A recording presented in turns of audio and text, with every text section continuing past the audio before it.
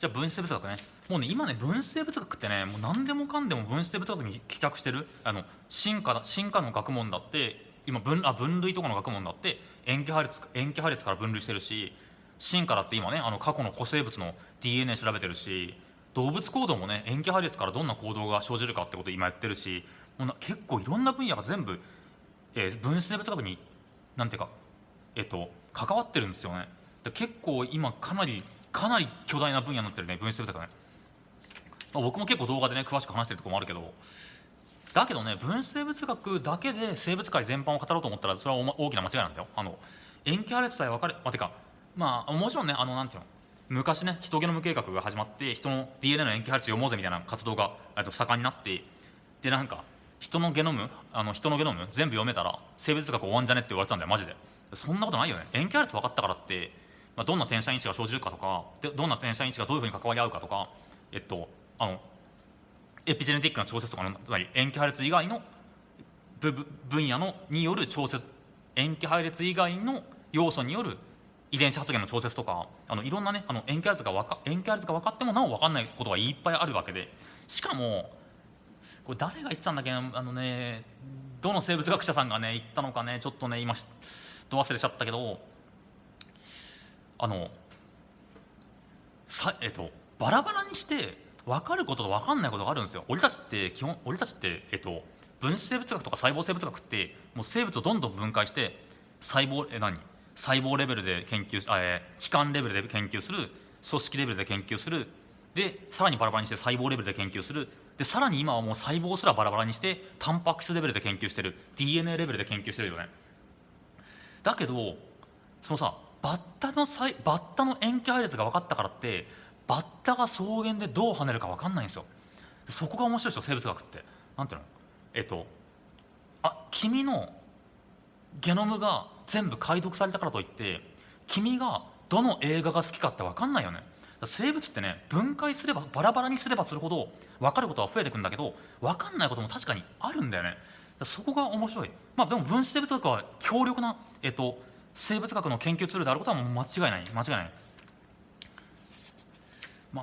セントラルドグマとかね、ドグマってねこれクリックワトソンとクリックの二次らせん構造発見者のクリックが、作った言葉だけどセントラルドグマって中心命題ね。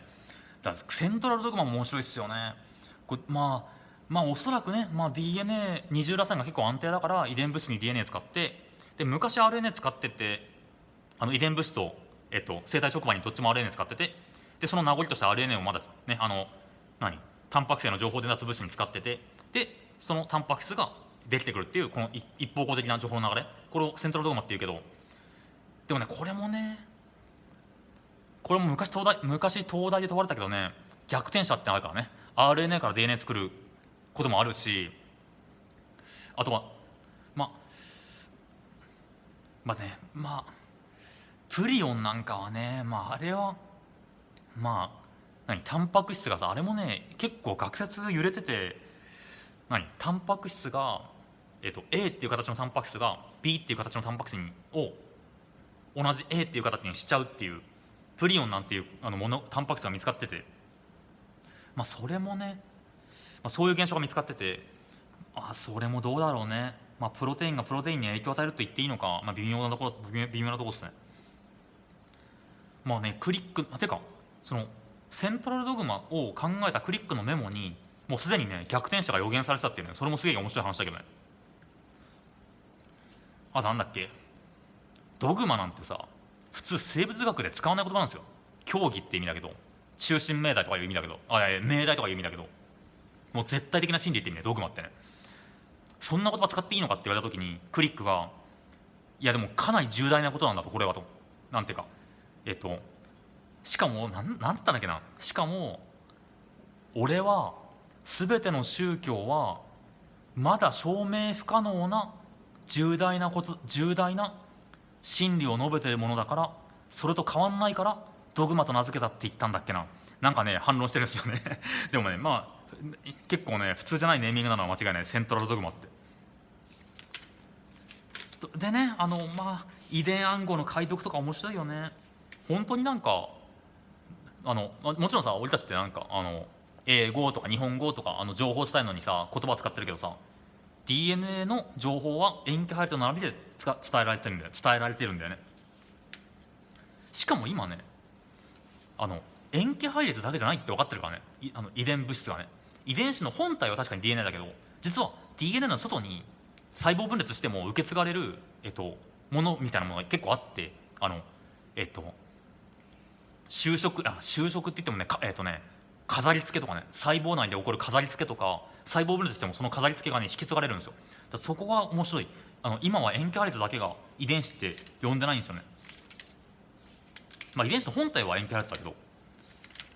まあ遺伝子発現もね面白いよね。今なおねこういう細胞一つ一つでねガンガン転写が起きて翻訳が起きてると思うとね信じられないですよね。なんだっけ、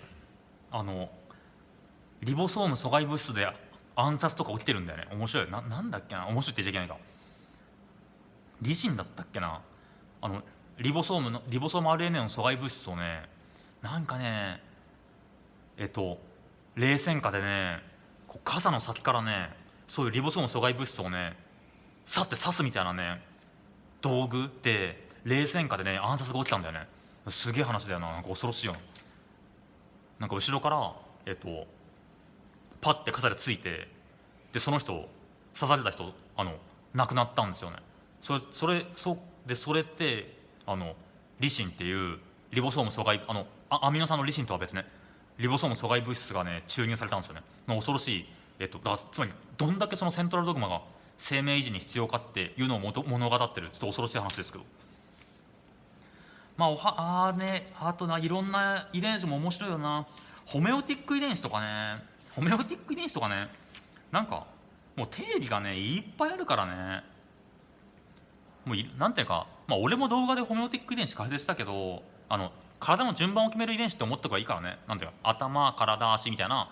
体のいろんな生物の体の順番を決める遺伝子って思った方がよくて、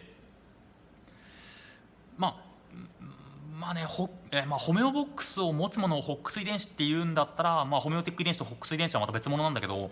でもなんか確かねセルとかねホメオティック遺伝子イコールホックス遺伝子とかしてるんだよね。だからまあ受験生はねホメオティック突然変異ホメオティック遺伝子って知っとけばいいよ。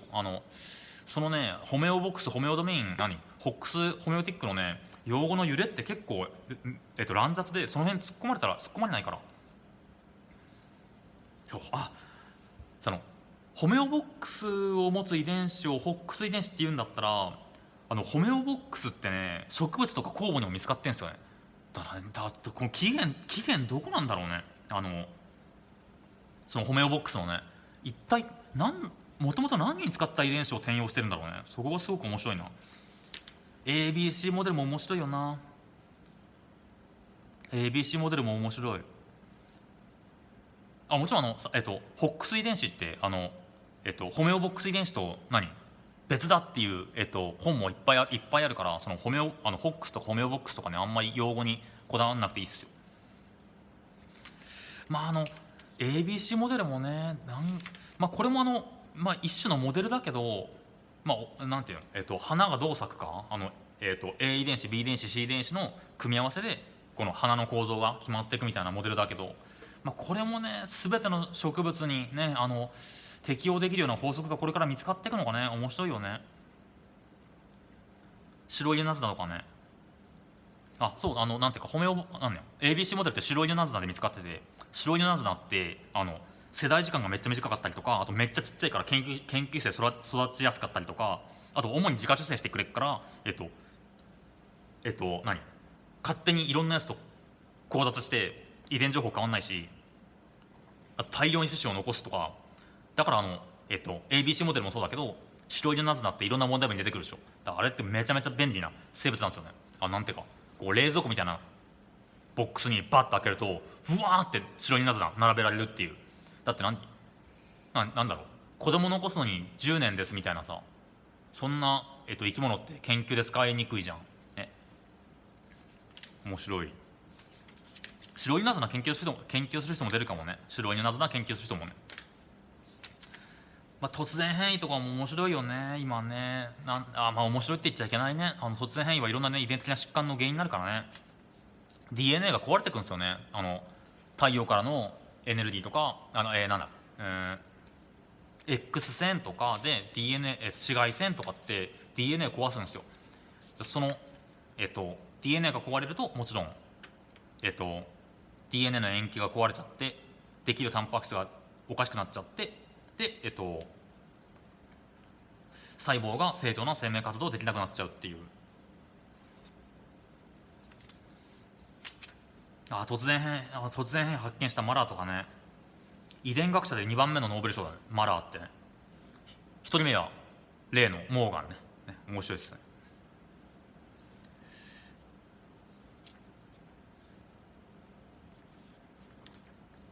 そうね。まあバイオテクノロジーもね、まあ話し出したらきりないよな。PCR 法ぐらいね。今ね PCR ってさ、俺 PCR 法ってさ、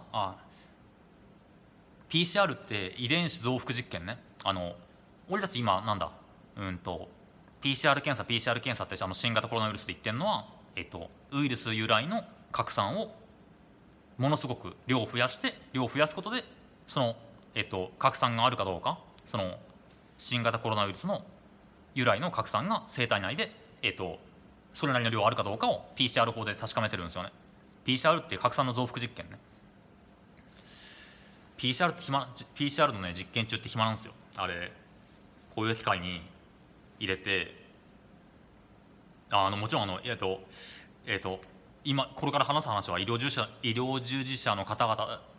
とはまた別の僕の経験ね。本当になんていうか今かなりもう本当に大変な、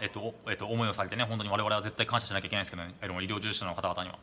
僕も全然それとはまた別分野で、PCR 機ガンガン使ってて暇なんですよね。飯とか食いに行けんですよ PCR ってなんで最後一定温度で保存してくれるんで、増幅実験終わった後こんなちっちゃい容器に試薬を入れてでセットする。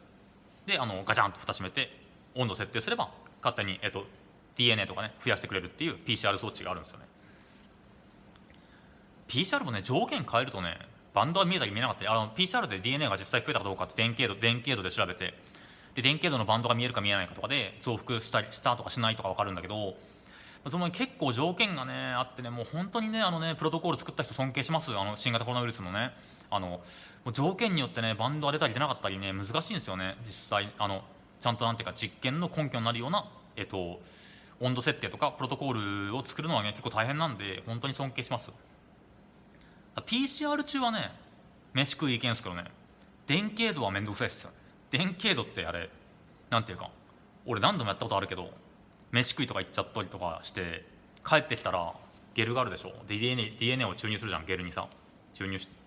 てで DNA がさ大きい DNA は進みにくい、小さい DNA は進みやすいで電気度するじゃん。で飯食い行くとさもう DNA がさゲルからもう飛び出てんだよね。もう全部 DNA なくしたこと何度もあります、ね、なんていうかあれちょうどいいところで止めなきゃいけないんですよ電源を電気度って。でも本当にバカな実験バカな失敗をいっぱいしたことあります。電気度で何度 DNA を干渉液に売買させたことか分かりません。